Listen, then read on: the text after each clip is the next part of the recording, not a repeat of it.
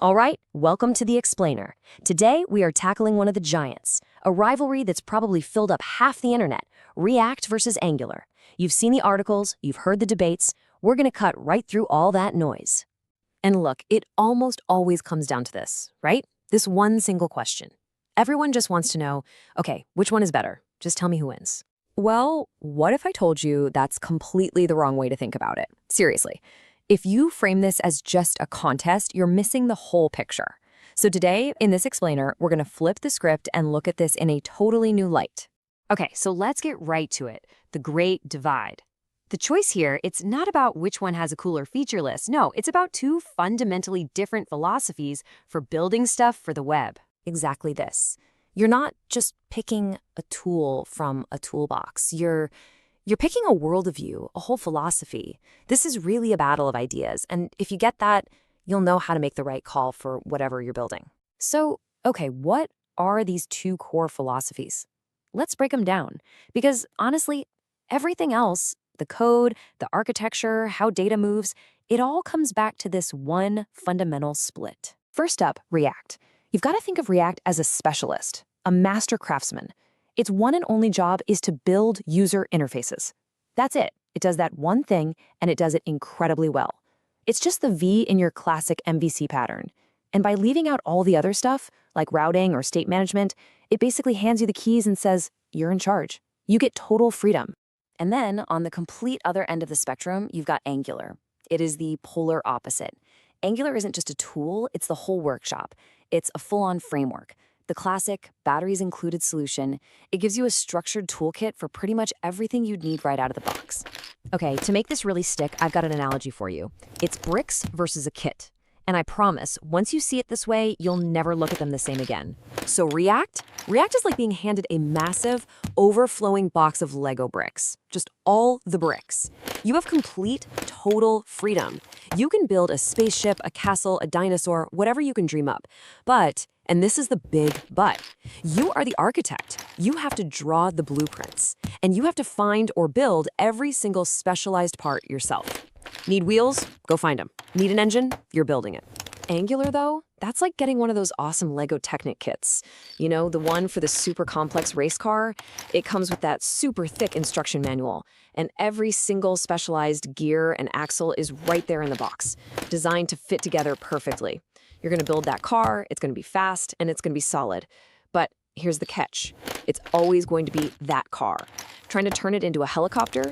Good luck. It's just not what the kit is for. And this whole Lego idea, it plays out directly in the code. React is all about that box of bricks freedom. It uses a more functional style, where your logic and your view, your markup, they all just live together in one JavaScript file. It's all mixed in. Angular, on the other hand, it follows the instruction manual. It's much more traditional, object-oriented. It says, nope, logic lives over here in these TypeScript classes, and the view lives way over there in these HTML files. Very separate. And this plays out in how data moves around, too. Think of React as a one-way street. Data always flows down from a parent to a child. That's it. It makes things super predictable. If something breaks, it's way easier to figure out where the problem started. Angular, though, it's famous for its two-way street. The data and the view are constantly talking to each other, automatically staying in sync. For things like forms, this is a lifesaver. It's so convenient. But sometimes when things get really complex, it can feel a little magical, and tracking down bugs can be trickier. Okay, so we've talked philosophy, we've talked code, but what does this all mean for you, the developer? How does this actually feel day to day? Well, this choice has a massive impact on everything from your first week on the job to how your team works together years down the line. And this is where things get really interesting. There's this bizarre paradox that happens. What's super easy to learn at the beginning can actually become a huge headache for a team in the long run. And the thing that feels like climbing a mountain at first, it can make your team life a whole lot easier later on. It's a complete flip. So let's talk day one. Getting started with React feels gentler, right? The API is pretty small, and if you know JavaScript, you're halfway there. But Angular is famous for its learning cliff. It's not just a curve. You don't just learn Angular, you have to learn TypeScript, dependency injection, observables with RxJS. It's like learning 4 new things at once. It's a serious commitment right at the start. But now, watch this. The tables completely turn. Imagine you're onboarding a new person to your team. a year into a project. On an Angular project, that's pretty straightforward. The structure is the structure. They know the playbook. But on a React project, because every team picks their own libraries for routing, state, everything, the new person isn't just learning React. They're learning your team's very specific custom-built framework. They have to learn the whole unique system you invented from scratch. Yeah, exactly. The mental energy, the cognitive load, it shifts. With React, it moves from learning React to learning how we do React here. Angular makes you pay that price up front, but it pays you back later with everyone being on the same page, which is huge as a team gets bigger. Okay, we've got the philosophies, we've seen the trade-offs. So, how in the world do you actually make a choice? Let's get practical. Let's figure out which path makes sense for you. So here's a quick cheat sheet, putting it all side by side. You've got React, the flexible library, and Angular, the opinionated framework. You can see the trade-offs right there. One-way versus two-way data flow, that gentle curve versus the steep one. It really boils down to freedom versus structure. So when does React make the most sense? Well, think speed and agility. It's a fantastic choice for startups trying to get an MVP out the door fast.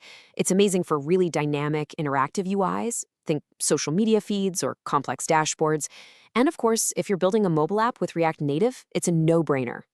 Basically, you pick React when you want to be the architect and call all the shots. And what about Angular? Angular really shines when you're thinking about stability and the long game. We're talking massive enterprise apps that need to be maintained for years, or applications with incredibly complex forms and business rules. It's also perfect for huge distributed teams because that rigid structure keeps everyone consistent. You pick Angular when you need a bulletproof blueprint that everyone can follow. And that brings us right back to where we started.